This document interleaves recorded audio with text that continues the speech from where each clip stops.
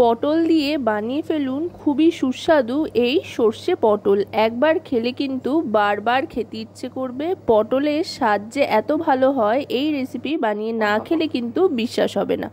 এর জন্য পটলগুলোকে গোটা গোটাই রাখতে হবে আর শুধু একটু সামনে আর পেছনে চিড়ে নিতে হবে।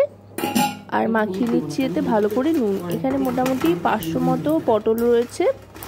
শুধুই নুন মাখাচ্ছি আপাতত। নুন মাখিয়ে একটু সাইডে রেখে দেবো পটলগুলোকে। তারপরে মশলার জন্য নিয়ে নেব সর্ষে। যেহেতু সর্ষে পটল, সর্ষে তো লাগবেই। এখানে 2 রকমের সর্ষেই নিচ্ছি, কালো সর্ষে আর সাদা সর্ষে সম পরিমাণে দুটোই 2 চামচ করে নিয়ে নিচ্ছি ছোট চামচের। এবার এর সাথে নিয়ে নেব সাদা তিল। তিল আর সর্ষে এই দুটো একসাথে বানিয়ে দেখবেন, দারুণ লাগে। আমরা সাধারণত সর্ষে আর পোস্ত দিয়ে যে কোনো রেসিপি তৈরি করি, তবে এভাবে তিল আর সর্ষে দিয়ে বানিয়ে দেখবেন, অসাধারণ খেতে লাগছে। এবার মিক্সার জারটা আটকে দিলাম। প্রথমে শুকনো অবস্থায় গুঁড়ো করে নেব, তারপরে দিয়ে দিচ্ছি এতে বেশ কয়েকটা কাঁচা লঙ্কা, 4 থেকে 5টা কাঁচা লঙ্কা দিয়ে দিলাম। আপনারা আপনাদের স্বাদ অনুযায়ী ঝালের পরিমাণটা কম বেশি করে নিতে পারেন। এবার দিয়ে নিচ্ছি নুন। নুনটা কিন্তু এই সময় অবশ্যই দেবেন, তাহলে সর্ষের যে একটা তেতো থাকার প্রবণতা থাকে অনেক সময় সর্ষে গুঁড়ো, সেটা কিন্তু আর থাকবে না। আর দিয়ে দিচ্ছি এখানে কাঁচা সর্ষের তেল 1 থেকে 1.5 চামচ ছোট চামচের। এবার দিয়ে দেবো সামান্য একটু জল, এতে করে পেস্টটা খুব সুন্দর হবে। মশলাটা এখানে তৈরি করে নিচ্ছি আর তারপরে সর্ষের তেলে নুন মাখিয়ে রাখা পটলগুলো ছেড়ে দেবো ভাজার জন্য। অবশ্যই কিন্তু সর্ষের তেলের ব্যবহারই করবেন, কারণ যেহেতু সর্ষে বাটার রান্না, তাই সর্ষের তেলে রান্না করলে রান্নার স্বাদ গন্ধ সবটাই কিন্তু অতুলনীয় হবে।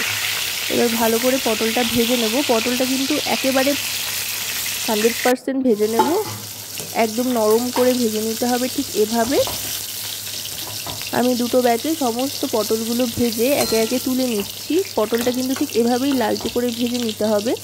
পটলগুলো ভাজা হয়ে গিয়েছে, এবার তুলে নিচ্ছি। এবার গ্যাসের ফ্লেমটা লোতে করে দিয়ে দেব হলুদ গুঁড়ো আর তার সাথে নিয়ে নেব এখানে লঙ্কার গুঁড়ো।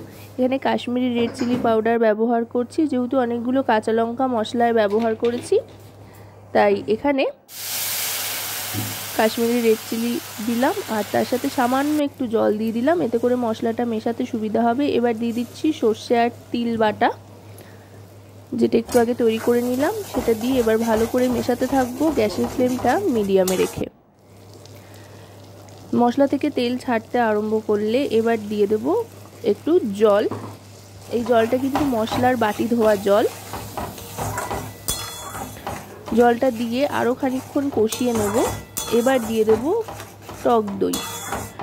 টক দইটা খুব ভালো করে ফেটিয়ে নিতে হবে। আর টক দইটা ফেটানোর সময় টক দইতে 1 চিমটি মতো ময়দা বা আটার গুঁড়ো আপনারা ব্যবহার করতে পারেন, তাতে করে টক দই কেটে যাওয়ার সম্ভাবনা একেবারেই আর থাকবে না। টক দইটা দিয়ে এবার ভালো করে মিশিয়ে নিচ্ছি। টক দই দিলে কিন্তু খুব সুন্দর একটা তেল ছাড়তে আরম্ভ করবে দেখবেন। আর টক দই দিয়ে মশলা কষানোর সময় অবশ্যই কিন্তু গ্যাসের ফ্লেমটা লোতে রাখতে হবে। এবার একটু ফুটিয়ে নেব গ্রেভিটা। গ্রেভিটা যতক্ষণ না ফুটে উঠছে ততক্ষণ পর্যন্ত খুন্তি চালাতে থাকবো আর গ্যাসের ফ্লেমটা মিডিয়াম টু লোতে রেখে ভালো করে ফুটিয়ে নেব। দেখুন গ্রেভিটা কিন্তু আস্তে আস্তে ফুটতে আরম্ভ করেছে। যখন ঠিক এভাবে ফুটতে আরম্ভ করবে তখনই ভেজে রাখা পটলটা দিয়ে দেব।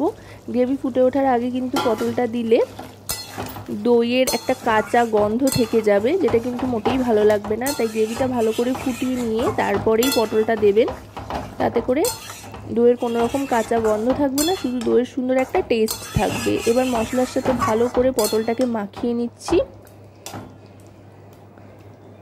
দেখুন দেখতে কিন্তু অসাধারণ লাগছে। এবার সামান্য একটু জল অ্যাড করব, খুব বেশি জল দেওয়ার কিন্তু প্রয়োজন নেই, এটা গা মাখামাখাই হয়। আর তারপর ঢাকনা চাপা দিয়ে দেব। মোটামুটি 2 মিনিট মতো ঢাকনা চাপা দিয়ে রাখার পর ঢাকনাটা সরিয়ে নিলাম। পটলগুলো যেহেতু আগে থাকতেই ভালো করে ভেজে নেওয়া ছিল, তাই খুব বেশি সময় লাগলো না সেদ্ধ হতে। ঢাকনাটা সরিয়ে নিয়ে আরও খানিকক্ষণ রান্না করে নেব, মোটামুটি 30 সেকেন্ড মতো রান্না করে নিয়ে তারপরে দিয়ে দেব পরিমাণ মতো চিনি। যেহেতু টক দইয়ের ব্যবহার করেছি তাই চিনি কিন্তু অবশ্যই ব্যবহার করতে হবে। আর সামান্য একটু নুনও দিয়ে দিলাম। পটল ভাজার সময় নুন দিয়েছিলাম আর ওদিকে মশলা তৈরির সময় নুন দিয়েছিলাম, তাই টেস্ট করে মনে হলো আর একটু নুন লাগবে, একটু নুন দিয়ে শেষে দরাজ হাতে একটু কাঁচা সর্ষের তেল ছড়িয়ে নিয়ে গ্যাসের ফ্লেমটা মিডিয়াম টু হাইতে করে একবার ভালো করে ফুটিয়ে নিয়ে সবটা মিশিয়ে নিয়ে তারপর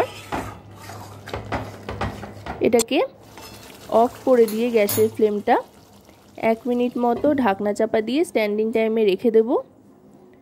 1 মিনিট বাদে ঢাকনাটা সরিয়ে নিচ্ছি। দেখুন দেখতে কতটা অসাধারণ হয়েছে। আশা করব রেসিপিটি আপনাদের ভালো লাগবে। ভালো লাগলে অবশ্যই রান্নাবাটি চ্যানেলটিকে সাবস্ক্রাইব করে লাইক শেয়ার কমেন্টের মাধ্যমে আমাদের পাশে থাকবেন আর পাশে থাকা বেল আইকনটি অন করে দেবেন।